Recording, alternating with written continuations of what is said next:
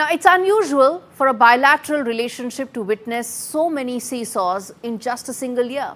But 2025 was one such year for the India-US bilateral relationship.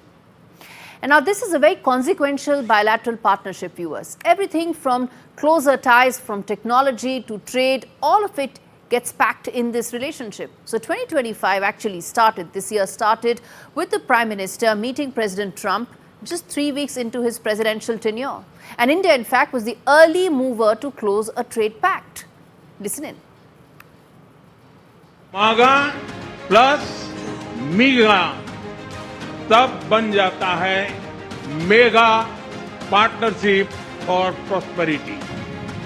हम दोनों का मिलने का मतलब 1+1 2 नहीं, 1 और 1 11 होता है। He's doing a great job in India. Everybody talks about it. He's doing a really fantastic job. A great leader. मैं समझता हूं पूरी दुनिया में डील शब्द का कॉपीराइट एक ही व्यक्ति का है और उस व्यक्ति का नाम है Trump. But the bonhomie in the Oval Office soon made for some sharp attacks. Why?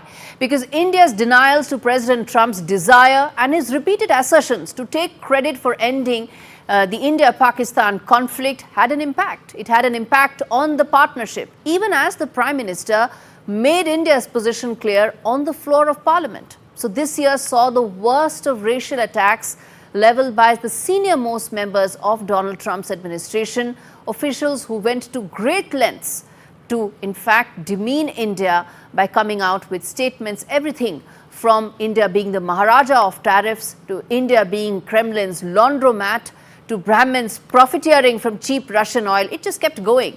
It then also went that it called Ukraine conflict Modi's war. That's what it said. And it also went on to say, these members of the Trump administration, that India doesn't care about Ukrainians being killed. Listen in to what Peter Navarro actually said when he mentioned some of these choicest of expletives being used for its most valued partner, India. Prior to the invasion of Ukraine in February 2022, India bought virtually no Russian oil. I mean, it was like 1% of their needs.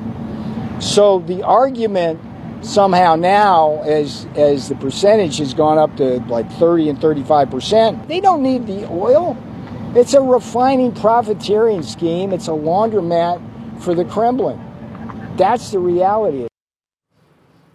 Trade talks, technological cooperation, military purchases, all left at the altar of personal hubris of Donald Trump, which witnessed Trump administration singling out India for purchasing Russian oil, despite not being the only one and most certainly not being the biggest purchaser of Russian oil and natural gas. This was a year, viewers, when India stood its ground, telling both the world and Donald Trump that hypocrisy will be called out, and India will do so at every forum. As energy security remained and continues to do so, it remains a key consideration for our foreign policy goals and objectives.